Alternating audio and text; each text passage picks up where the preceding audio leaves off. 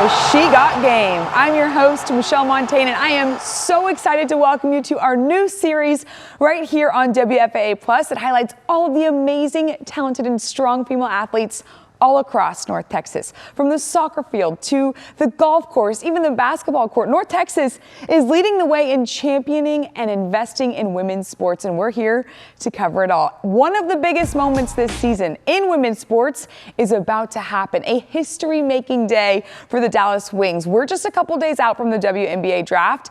Your Wings have the #1 overall pick, and here's why this is a huge deal.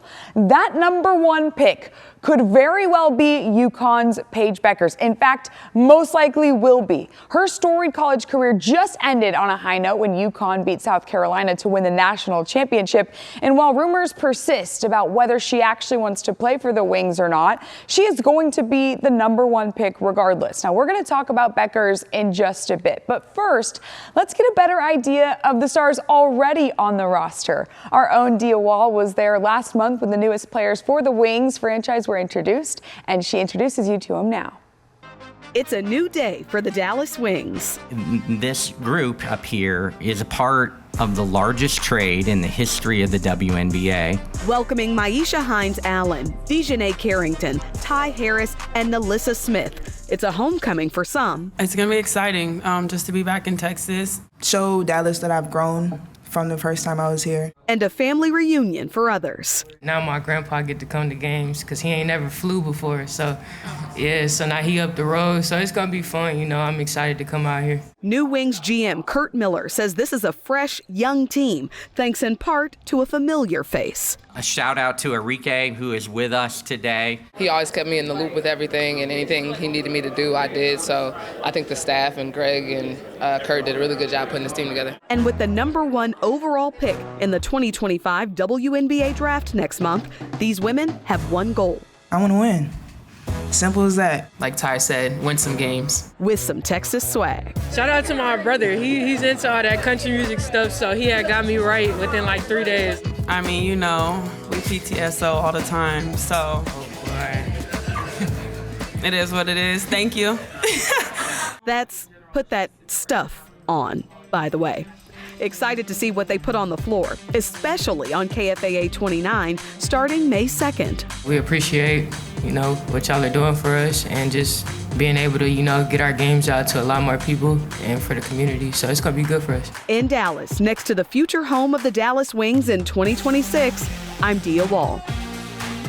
Well, you heard Dia. You can catch all Wings games on KFAA Channel 29 this season. It is your home for all things Wings. Now take a moment, put me on pause, and scan that QR code. It'll give you all the details on how you can watch this upcoming year.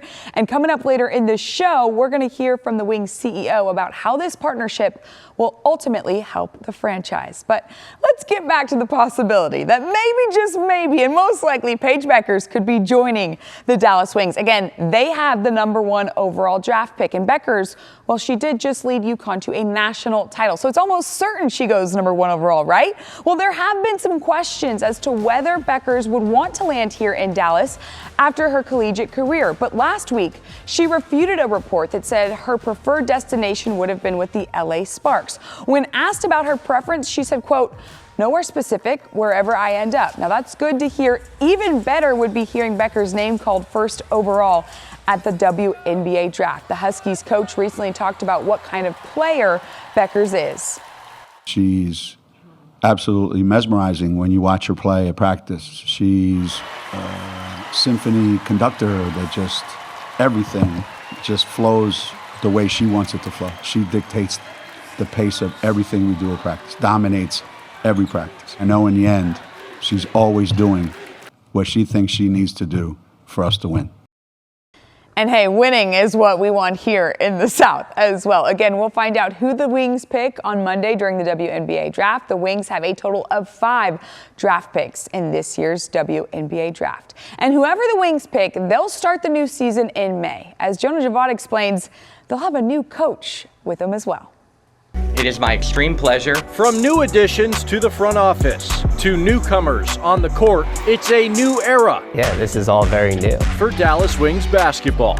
Changes had to be made after last year. The Wings finished with the second worst record in the WNBA, and their defensive rating was the worst the league had seen since 2020. What we were able to do. That's where Chris Koklanis comes in. Just kind of establish this momentum and this energy that's already building. The Wings' new head coach is a defensive tactician with a proven track record as an assistant in the W as well as for the USC women. The New York native now gets his first shot as a head coach. Yeah, I don't really look at it as like having realized the dream. It's another opportunity for me to be who I am in this role and serve and impact these women on this roster. The Wings lineup will look different this year. They traded away all-star Satu Sabali, but they brought in some players to build around Arike Agumbawale. Arike got the three! I'm excited for us to just hit reset and refresh on the floor with Arike as the core, the superstar that she is, her ability to score the ball and everything that she can do to impact a game offensively. And the future looks bright as the Wings hold the #1 pick in the upcoming WNBA Draft. In Dallas, I'm Jonah Javad. Perfect, Jonah. Well, it's not only the players' skills grabbing fans' attention right now, but their fashion sense as well. As you can see, the WNBA tunnel has become a fashion destination, and you are going to want to pay attention to some of these outfits. Janelle Fort spoke to the woman who was behind some of the Wings' most iconic looks last season. On the court, WNBA basketball is as competitive as ever. And off the court, the league's fashion game is just as fierce. I think a lot of the girly girls are carrying a lot of that weight. Angel Reese, Nika Mule, myself, Isabel Harrison, Kaiser Ganjazik. The pregame ensembles are now all the buzz. The designer pieces, the boutique finds. Dallas Wings center Kalani Brown is just one of many who have made the WNBA tunnel one of the hottest runways of the year. It's simple and cute, and I have a really nice shape, so I don't extenuate much. I let the body do the talking. And behind her iconic looks are Dallas stylist Mackenzie McDonald. I love working with her. Her personality is everything. She definitely lets me know, like, I like this, we're rocking with this, or I'm not really feeling this. The UNT fashion major started styling Brown and Wings teammate Tiara McCowan, who stand at a model-esque 6'6" and 6'7" respectively last year. I hold the pants up to me to my chest, and if they're not on the floor, they're not going to work. Her ability to find extended sizes in clothing and shoes has led to more clients. You have Chicago Sky Isabel Harrison, Seattle Storm Joyner Holmes. McDonald says she's all about elevating each player's personality. And I always think if you look good, you're going to play good. And is excited about what she says is long overdue exposure for the league. In Arlington, I'm Janelle. Hey, look good, play good, be good, whatever it takes. We got a lot more to talk about on She Got Game, including a date that you'll want to mark on your calendars. Plus, the game of the summer, Wings versus Fever. Much more on the matchup after the break. Plus, she's a former Wings player who made history, the first Mexico-born WNBA draftee. You'll want to hear all about her incredible journey.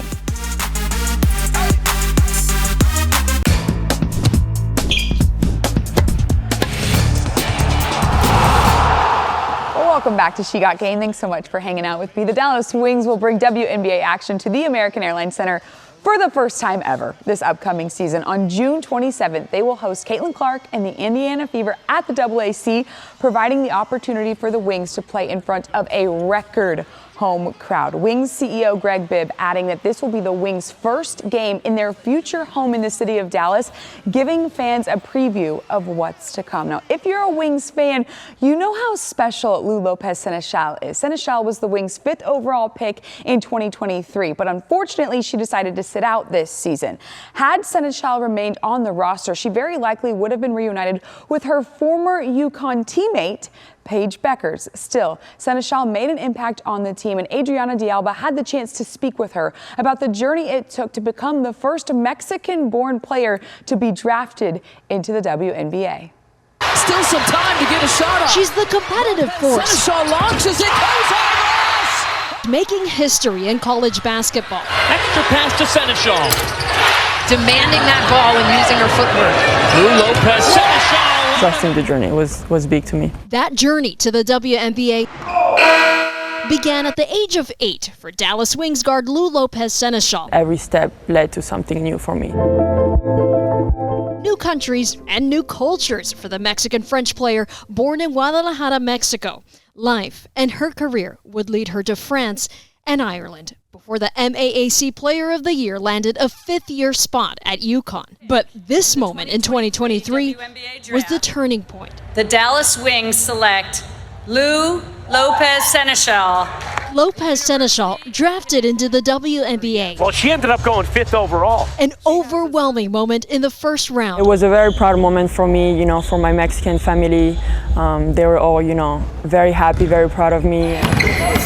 The 5th overall pick is also the first Mexican-born player drafted in WNBA history. To be honest, I didn't even know it was gonna be a thing. I didn't even know I was the first Latina Mexican-born to be drafted. What does that mean to you? It's something that I'm, very proud of. I always say I hope not to be the only one. She stays connected to her roots, visiting family in Mexico annually. Whether it's on or off the court, that's what keeps her grounded. Having family dinners, having, reunions, we love that, meeting at, my grandma's house. Little moments that help her prepare to show up for the big moments that only seem to grow by day. What's it been like to see this growing energy around women's sports, particularly the WNBA? Yeah, it's been great. People are realizing that to see the women athletes are, as impressive as other athletes. While this athlete may be the first WNBA player from Mexico, she hopes she won't be the last. What do you hope little girls hear from you? To really follow their journey and to know that there's not one specific journey and progress. Yes. Her competitive spirit led her journey to this court. Pam, you gave us the worst ball. Oh my God, how could you tell? But during the shoot-around, hopefully I can still. It was clear. It's a cake. It's her laid-back vibe. Okay. Here you go. And patience. Where do you look? Why is it doing that? It's okay, you're getting closer. Here we go. That's it. Come on. With an amateur like me that make the first Mexican-born WNBA player such a joy. It's deflated. We're gonna blame you on the ball. Here we go! Oh, come on. In Arlington. Finally. I'm Adriana Dell. Gosh, it only took 50 tries. Yeah. But we eventually got there. Adriana de Alba there for you with Lopez Senechal. Now, while she will be sitting out this season, you can catch her teammates all season long on KFAA Channel 29, your home for all things Dallas Wings. Now, it is just the beginning. Our Dio Wall sat down with Wings CEO Greg Bibb about this partnership between us and the Wings, and here is her story, followed by their extended interview for you to take a listen to. KFAA gives you wings. The Dallas Wings, that is. For my money, basketball is the best television sport that there is. And our game is a little bit shorter of a window than the NBA game. We play 10-minute quarters, so 40 minutes of play. So it's a 2-hour in and out broadcast, and it is nonstop from tip to final buzzer. The WNBA team is on a fast break of its own, driving into another sold-out season at College Park Center in Arlington, in position with the first pick of the WNBA Draft and scoring a new broadcast partner in KFAA 29. We're very fortunate. More sports fans are engaged with, aware of, and supporting the Dallas Wings, the WNBA, women's basketball in general than ever before. So our ability to get our games, our content to those fans is very important. And our relationship with KFAA will allow us to do that. KFAA is bringing you all the Wings games that aren't already on national TV, free and over the air here in North Texas. More hoops, right alongside the Dallas Mavericks. But the model that the Mavericks have put together with Channel 8, Channel 29, really is looked at as a very smart way to go about doing it because we've expanded our distribution. And there's no better time to be on local TV. Having a partner like KFAA, which will deliver a high quality, great production that people will be able to see in many different ways, again, will allow our brand to get into the homes of more people than ever before. I think society in general has become more open to and accepting of women's professional sports.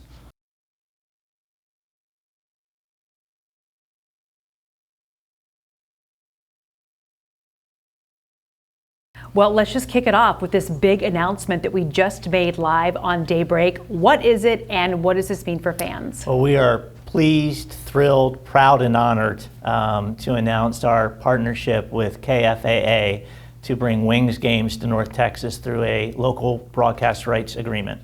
What does this mean for the fan experience, and why is it important for folks who want more basketball? The most important thing, more Wings fans will be able to see Wings games on television than ever before.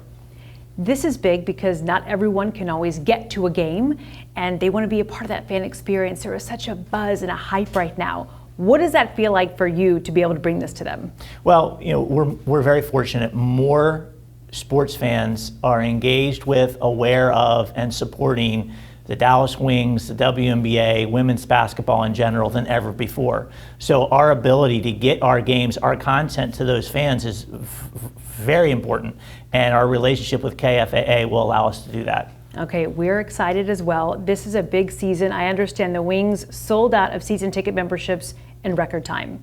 That's huge. So what is driving this fan response? What do you think is behind all of this? I think it's a combination of things. I think our organization has done a good job over 10 years now of establishing a presence in North Texas. I think the DFW market is the best sports market in America. I think society in general has become more open to and accepting of women's professional sports. What are you excited about looking ahead into the 2025 season? There are a lot of things, so let's just start with the move. How about that? Yeah, we've played, this will be year 10 for us at College Park Center on the campus of UTA in Arlington, and the school and the city have been fabulous partners for us. But we've outgrown the venue, which is a great problem to have. We played at 95% capacity a year ago. We anticipate to sell out this year. You mentioned we've sold out season tickets 2 years in a row now. We sold out of our season tickets in November of this year for the summer of 25. So we just need more seats. We need a bigger venue, and to have the opportunity to come into the city of Dallas and play in downtown Dallas as part of a massive decade-long redevelopment of the Convention Center district, we couldn't ask for a bigger, better opportunity. You know, we're looking back at 10 years, right? This is your 10th anniversary. I would ask you, what do you see yourself in another 10 years? But I have a feeling that if you were to go back in time, this kind of, excitement and concept you would be hoped for, but maybe not on the map. What do you think is going to happen in the next decade? Yeah, I've been involved with the WNBA since 2007, and I'm as big a believer as you will find.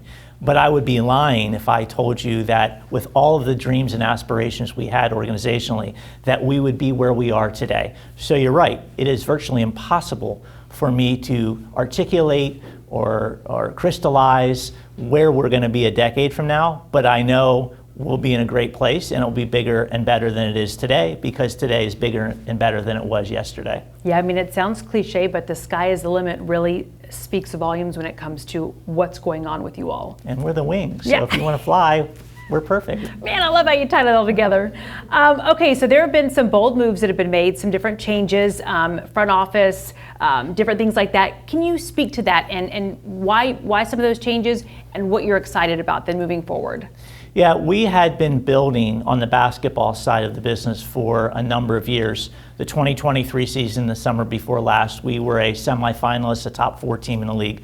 Last year, the train got off the tracks a little bit. So we decided to make some changes. Very fortunate, we brought in Kurt Miller as our Executive Vice President of Basketball Operations and General Manager. He's a proven winner in our league as a coach and as an executive. And Kurt hired Chris Koklanis as our new head coach, one of the youngest, brightest minds in all of basketball. Forget women's basketball, all of basketball. So we have a tremendous amount of talent now leading our basketball operations. So you've given a little bit of insight for fans about them and about what it is that you saw in them that made you want to bring them in. What else can you tell us about them that you think that is going to resonate with people? Well, when you look at our basketball team, we still have Arike Ngumbawale, who, for my money, is the biggest, brightest star in the entire league, the most exciting player to watch. So even if you're not a basketball fan, but you can appreciate someone doing something at a very elite level, you should come to College Park this summer and watch Arike Ngumbawale apply her craft. After Arike, we have a talented roster of very young but winning players. And then on top of all of that, we have the #1 pick in the upcoming draft. Yeah, can you talk a little bit about that? I know that we were discussing it on Daybreak this morning, and there's a few names that are on the short list, at least, that people are speculating about. Yeah, I would say that's a very short list, but of course, with the ongoing NCAA season, we can't have any kind of specific conversation. But if you follow women's college basketball, you can probably make a guess of who we're interested in, and that guess would probably be right. Are you prioritizing anything in particular? Can you speak to that? Good basketball players. Okay, okay, I'll give you that. So we've got the WNBA continuing to grow, the Dallas Wings organization continuing to grow, bringing new fans in. What is it when it comes to this experience when people come out to the first game in May? What can their expectations be, sitting in the seats? You know, I say it's the greatest value proposition in all of sports. College Park Center is 6,251 seats. There's not a bad seat in the venue. You are going to be up close and personal with the action. The WNBA is 13 teams with no more than 12 players per roster. So in round numbers, you're talking about 150 players. It is the hardest, most exclusive league to play in the world. Think about all the women who play professional basketball around the world. Their aspiration is to play in the WNBA, and there's 150 jobs. So think about anything in life. If you can go and spend $40, $50 and be up close and personal with someone who is one of the top 150 people in the world doing that thing, that's money well spent.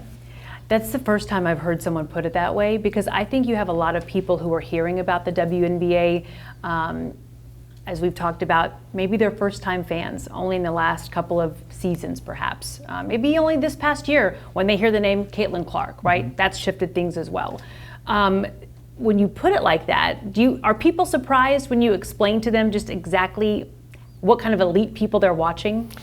I think so. I think people obviously realize these are world-class athletes. Right. They're also tremendous people, great community ambassadors and great ambassadors for the Wings brand. But in terms of the basketball, people recognize that they're world-class athletes. But I don't think a lot of folks stop and do the math and say, oh wait, there's 150 jobs in this league. That means if you want to play in the WNBA, you have to be one of the best 150 people on the planet to play in the WNBA. So it's extraordinarily concentrated in terms of the talent. That equates to every team is a good team, and the difference between the best team in the league and the worst team in the league, the margin is razor thin, which creates compelling basketball. Now, compelling basketball in the actual seat, but how does that translate on TV? Obviously, talking about our big partnership with KFAA. Yeah, for my money, basketball is the best television sport that there is. And our game is a little bit shorter of a window than the NBA game. We play 10-minute quarters, so 40 minutes of play. So it's a 2-hour in and out broadcast, and it is nonstop from tip to final buzzer.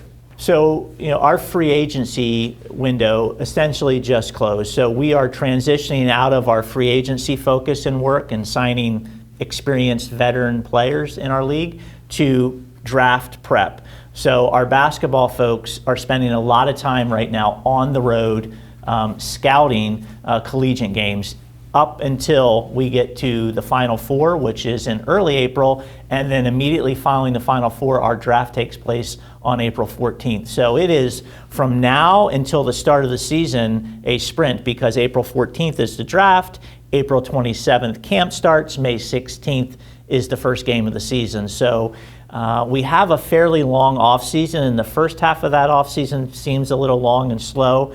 But once you hit February 1 and free agency opens, you go free agency, you go draft, you go training camp, and boom, you're into the season. So we're in that window now where things really start to accelerate. Yeah, and as much as we'd love to have everyone come and be with us, and I think there's no substitute for that experience, people have busy lives, and it's hard to get to College Park Center, especially for a weeknight game, and sometimes we don't have any seats for sale, which is a great problem to have. But having a partner like KFAA, which will deliver a high quality, great production that people will be able to see in many different ways. Again, will allow our brand to get into the homes of more people than ever before. Well, you heard him just now. This is the period of time where things start to accelerate. Before we know it, this season will be here. So make sure you scan that QR code on your screen right now. It'll take you to a page that has step-by-step explanations on just how you can find KFAA on your TV so that you can watch all Wings games all season long.